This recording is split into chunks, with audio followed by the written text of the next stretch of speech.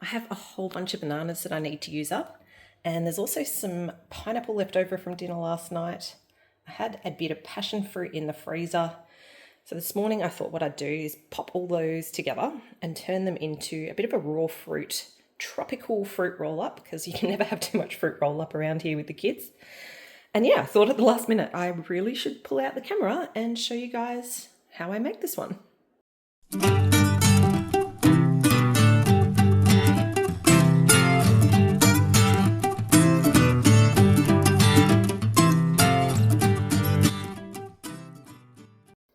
G'day there, it's Rachel here from Bush Edge Homesteading Australia, and this morning I'm going to make some tropical flavoured fruit roll-ups for the kids with some bananas, some pineapple, and also a little bit of passion fruit as well. This is going to be a pretty quick one though. A couple of reasons for that. It's early, it's Saturday, and I do want to whip this up quite quickly before the kids and the family are up.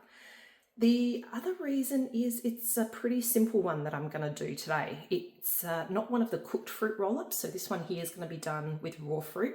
So it really is as simple as kind of getting the flavours right in a bit of a blended fruit puree. And that's going to be made nice and simple by using the blender over here. So all I'm going to do is grab these bananas. And as you can see, I've got a whole bunch of bananas here that I need to use, and that's because I did a bit of an experiment with bananas to try and see if I could extend their life by storing them in different ways.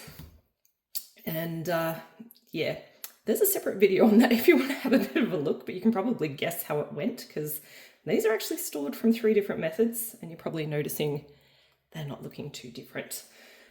But they are still good for making fruit roll-ups. In fact, these are going to be absolutely amazing for doing fruit roll-ups because these are now super duper ripe, which means they've got lots of beautiful sugar in it.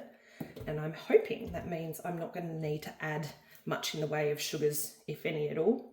Ugh, I don't think we'll use that one, into this mix here. Because one of the things you do need to make sure when you're doing your fruit roll-ups is that it is nice and sweet enough. I do find that when you're dehydrating, it does concentrate the sugars, but you still need a good level of sweetness when you start off. And you can do that in a couple of different ways. You can add artificial type sugars. You can add, because you know it's not like fermenting, so you can use artificial sugars when you're doing stuff like this. If you can add in things like honey, maple syrup, obviously fruits that have lots of sugars in them. What else could you add? I've never done it, but I guess you could add things like golden syrup. I do tend to add a bit of raw sugar in ones that we do. You could use white sugar as well. In fact, brown sugar with some combinations that can add a really nice flavour as well. Now this one here, it will be quite interesting to see if we do need to add a little bit of sugar because the flavours that we're adding to the banana are all quite tart. So in addition to these bananas that we're going to pop in, we'll be putting in some pineapple today as well. And we're also going to be putting in some passion fruit. And obviously both of those are very tart fruits. So who knows, we may actually need to add a little bit of sweetener. But I will say this one here, it's not a recipe. This is all going to be a bit of playing around this morning, and that's how a lot of these ones come together for us in reality. You know, I'm not following a very specific recipe. It'll be because I've got certain things on hand, like we have with these bananas today.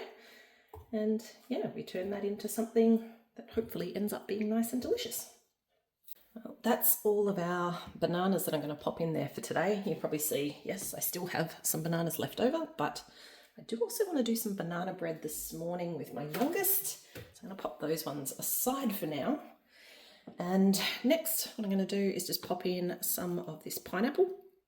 So this one's not tinned pineapple. That's actually just some cubes of fresh pineapple. These were left over from dinner last night. What we did was a bit of a chicken and pineapple noodle dish.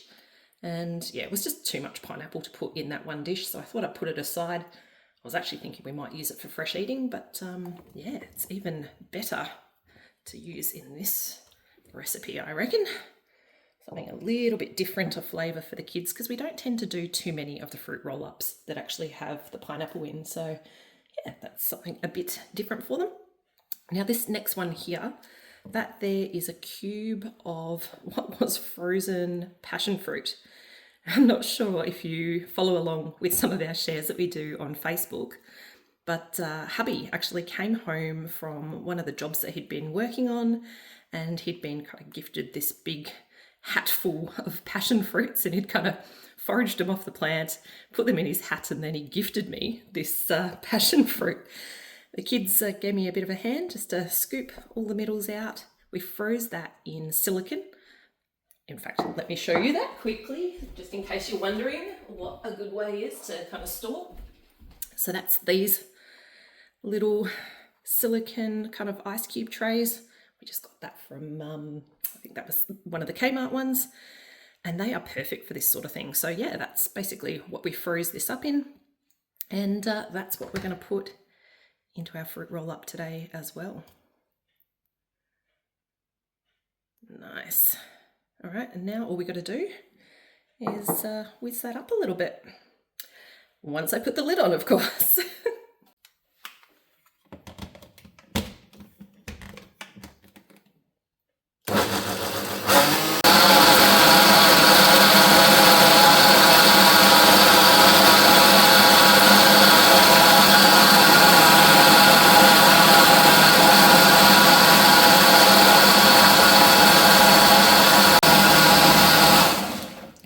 That should do the trick.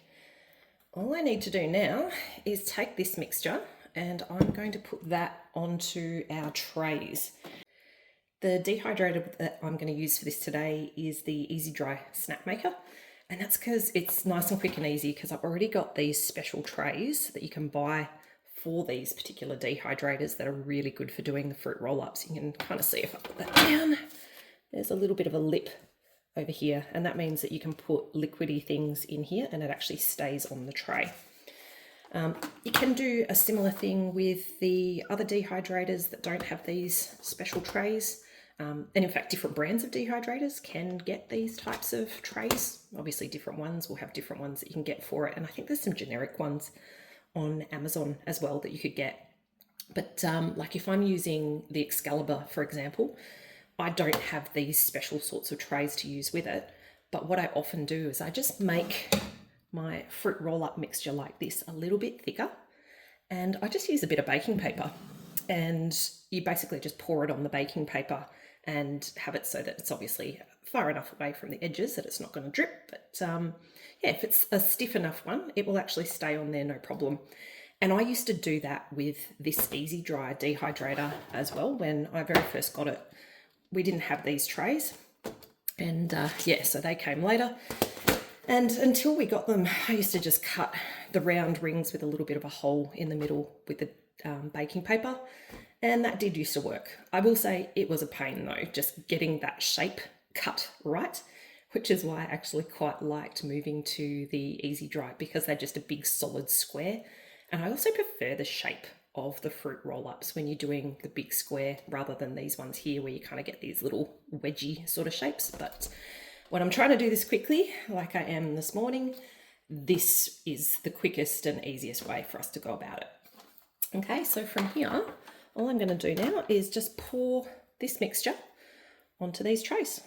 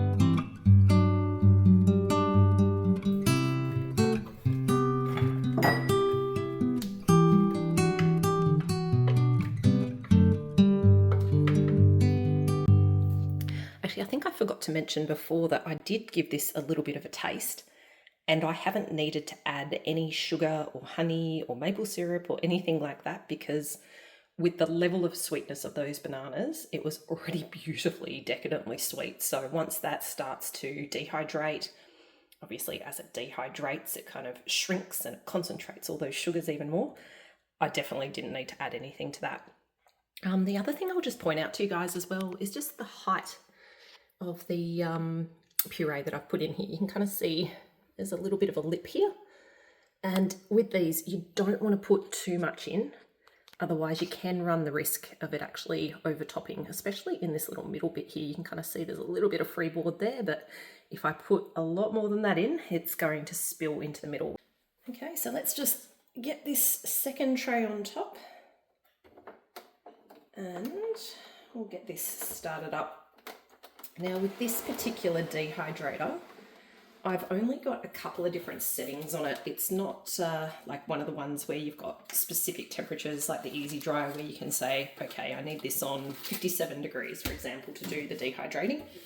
On this particular one here, it's only got 3 different settings. There's a low, a medium, and a high. All right, let's get you in and actually show you that. So we've got low, medium, and high. If you've got one like this, you don't want it on low. That's what you use for things like herbs and the like. High, it says to use that for things like jerky with this particular unit.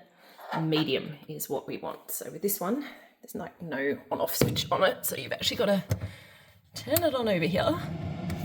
And that automatically turns on the unit. It automatically always will put it onto low to start. And then I just pop it on medium. And from here, it's just a matter of being patient. I just need to wait now until they are fully dehydrated. And that is probably going to be a lot later on in this weekend. So what I'll do is I'll check in on this a couple of times with you guys, and yeah, we'll see how long this particular batch takes and what it looks like once it's all done. Fruit roll-ups have been going for about 8 hours now, so I thought I'd open them up and have a little bit of a look at how they're going. Oh, they're looking not too bad at all. So you can see how the colour's darkened up a little bit. That's perfectly normal. You've got to remember you're using bananas here, and I didn't add anything like lemon juice in there, so the colour is going to darken up a little bit as they oxidise. I would say, yep, that's still quite tacky, so if I give it a little touch, you can kind of see how it's lifting a little bit there. And there's a little bit, let's see, will it focus on my finger there? You can see a little bit's lifted off onto my finger as well, so that's definitely nowhere near done yet. That'll probably keep going overnight, and we'll give that a check again tomorrow. That little bit on my finger, oh my gosh, that's delicious. This flavour's going to be good. Good morning, guys. It is super early, but I think it's time to check these because I suspect they may be ready now. Oh, there's a little bit of tackiness still to it. Like it's dry to the surface, but when I push down on it, I can feel a little bit of moisture to it underneath. Yeah, I reckon I'm going to give those probably a couple more hours, and then hopefully they'll be ready. I don't want them to go too far. I'm not trying to dry this out completely, which will be quite difficult to do anyway because it's got lots and lots of sugar in these, so it'll kind of stay a bit bendy and flexible like a roll-up, but yeah, it's just not quite done.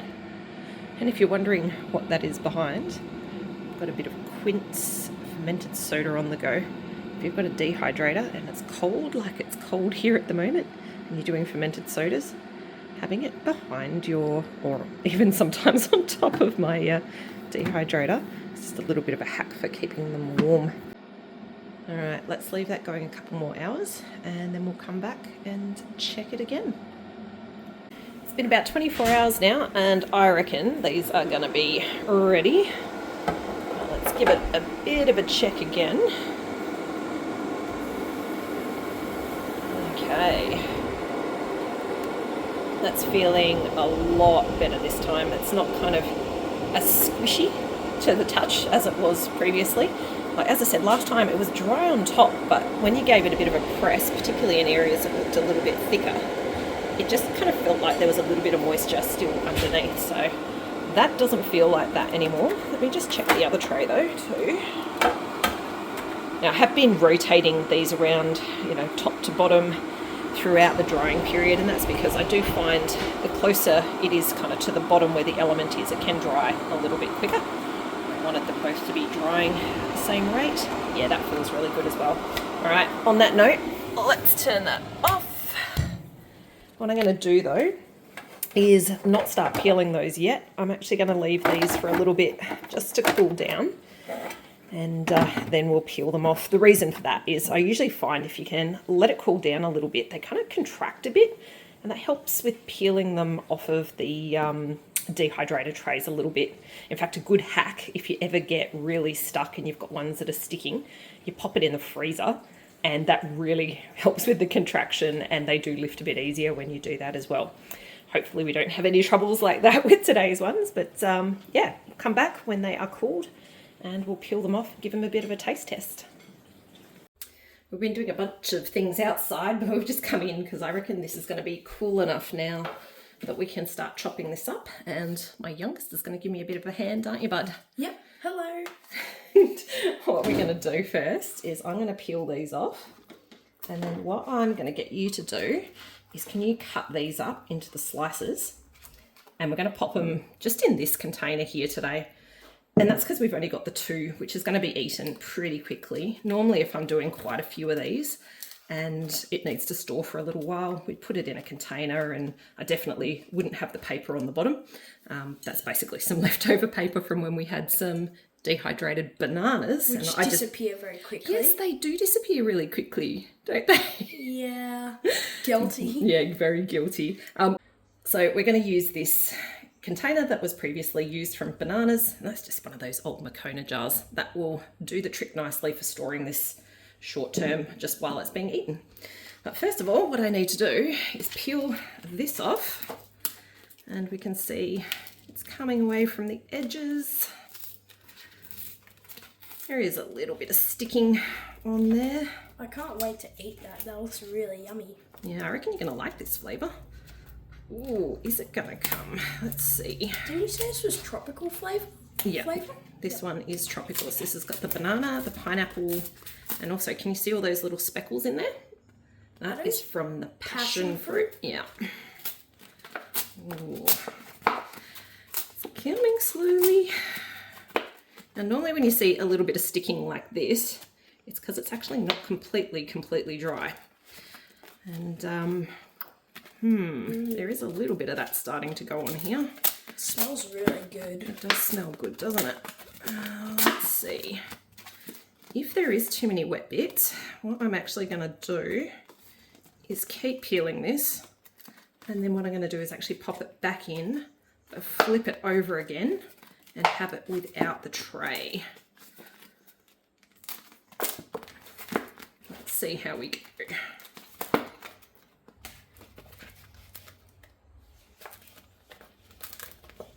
There's definitely still some bits there that aren't fully dehydrated.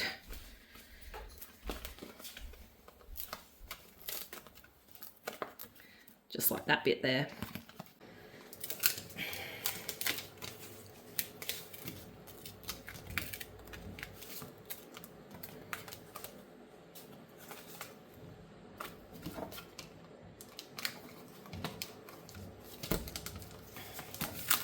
All right, nearly there.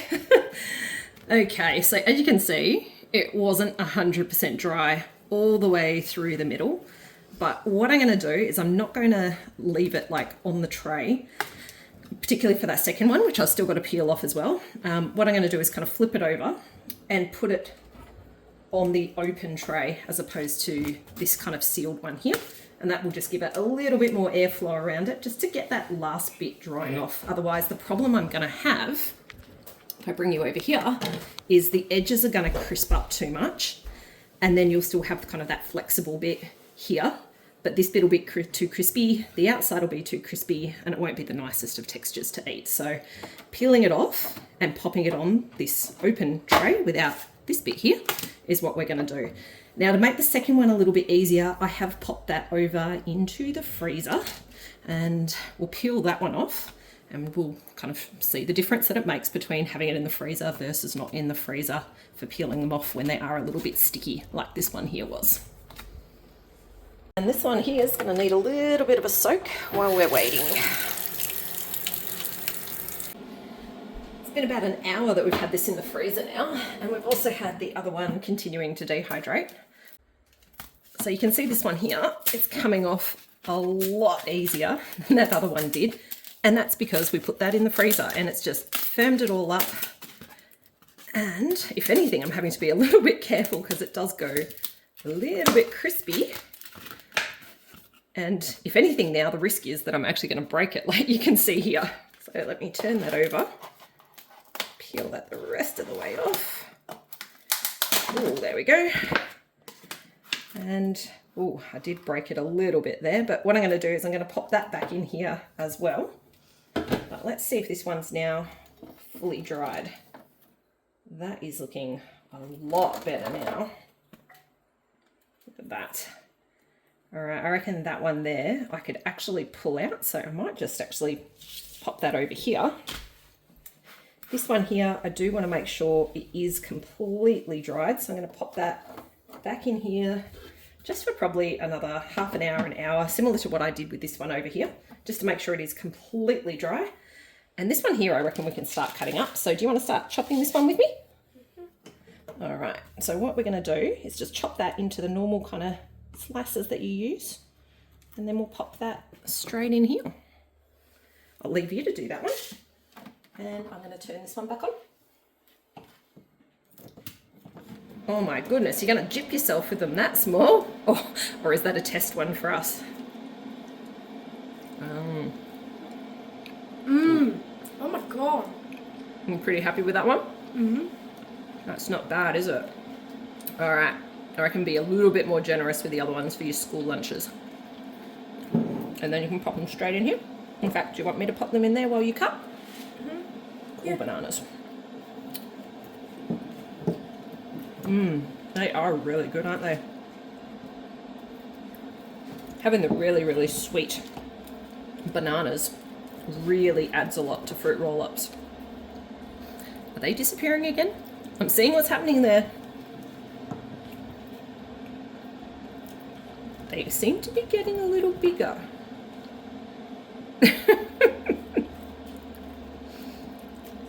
Not too big. Now, normally I would like to put a little bit of powdered sugar in here. I'm out of powdered sugar today, so I'm just going to give them a little roll, pop them in.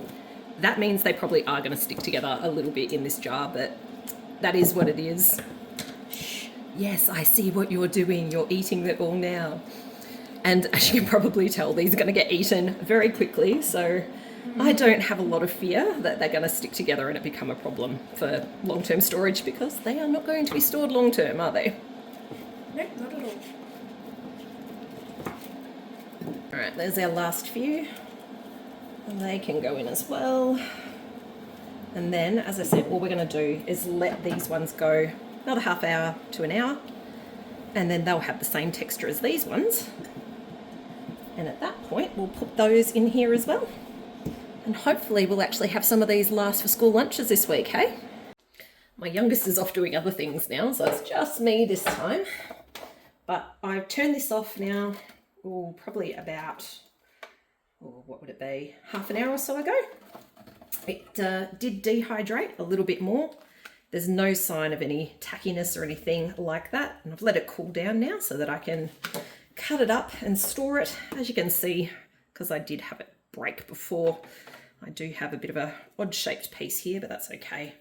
It's all going to still taste the same. So I'm just going to snip those bits off